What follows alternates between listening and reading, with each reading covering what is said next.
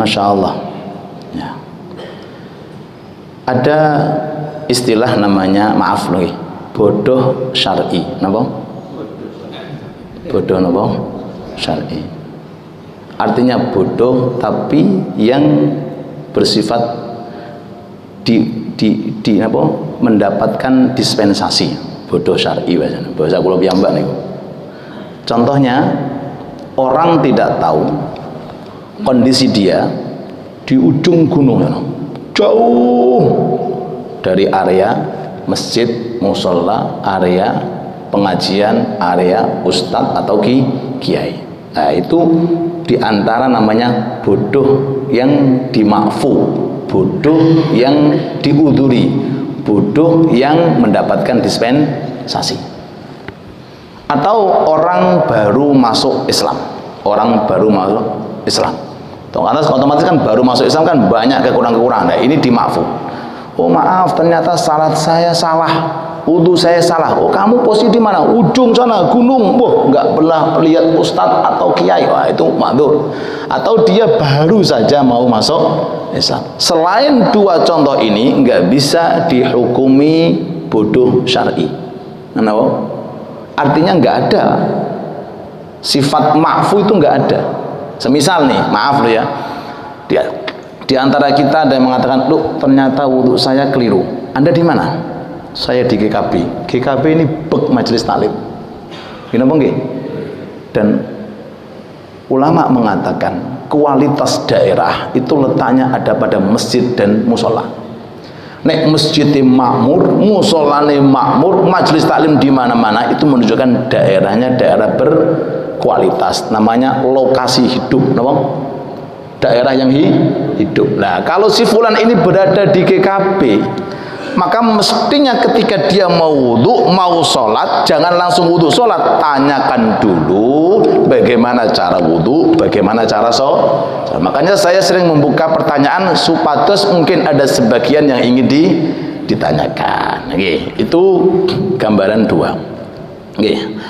Jados, kejadian yang ada pada Habib tadi yang saya sampaikan, itu zaman dahulu beliau dakwah di pelosok-pelosok.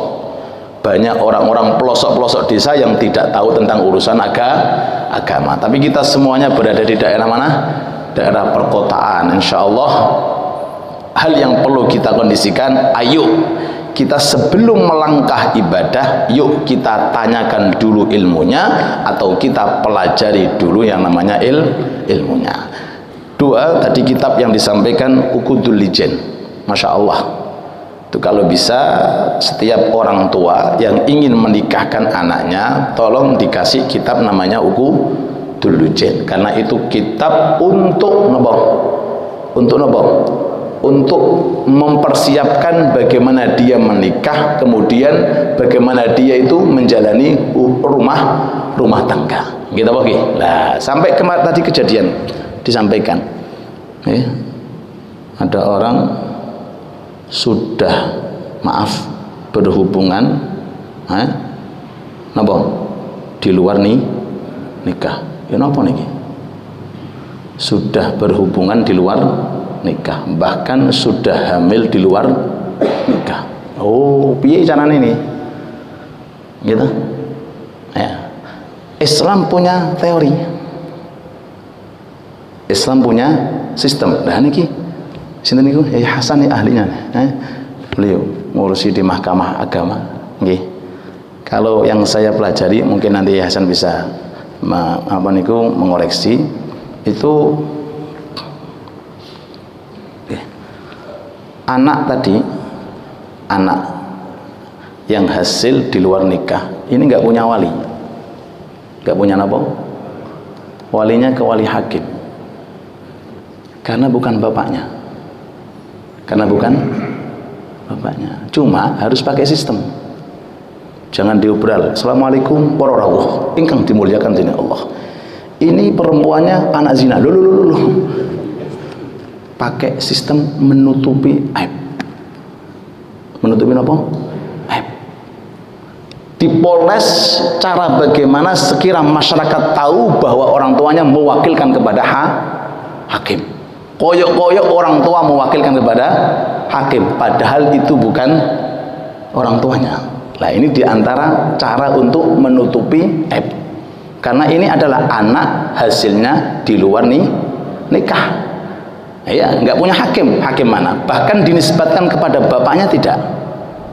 Oh, ini hukum. Tapi kepada ibunya, iya. Kepada bapaknya, bahkan boleh dinikahi. Boleh apa?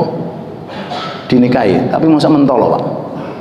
Makruh. Boleh dinikahi. Nah, ini ada cerita unik. Ada orang soleh mimpi ketemu Nabi Muhammad Sallallahu Alaihi Wasallam. Dalam mimpinya Rasul mengatakan, Fulan, tolong kamu datang ke daerah Fulan. Di sana ada orang, Masya Allah, dia temanku di surga. Katakan kamu dapat salam dari Nabi dan kamu temanku di surga. Bangun tidur, berangkat. Berangkat sampai di daerah, dicari-cari, ketemu, Pak. Yang disifati Nabi ketemu. Lalu dikasih kabar gembira, saya mimpi ini. Dan kamu pendamping Rasulullah di surga. Orang tersebut, alhamdulillah. Yang tadi ngomong, amaliyah apa Anda? Saya nggak punya amaliyah apa-apa. Oh enggak, pokoknya kamu harus tunjukkan amaliyah apa perbuatan kamu. Akhirnya ngaku, saya menikah dengan perempuan. Setelah selesai menikah, malam pertama istri saya melahirkan. Nah, berarti anak apa itu, Pak? Dari orang lain. Malam pertama loh, Pak, wis babarno. Cuma saya tutupi. Napa? Saya napa? Saya tutupi, tidak saya umbar. Saya jaga aibnya istri saya, sebab nutupi aib sang istri, menjadi pendamping Nabi Muhammad Sallallahu Alaihi Wasallam. Terus kembali lagi, kita harus betul-betul mengkaji ilmu agama.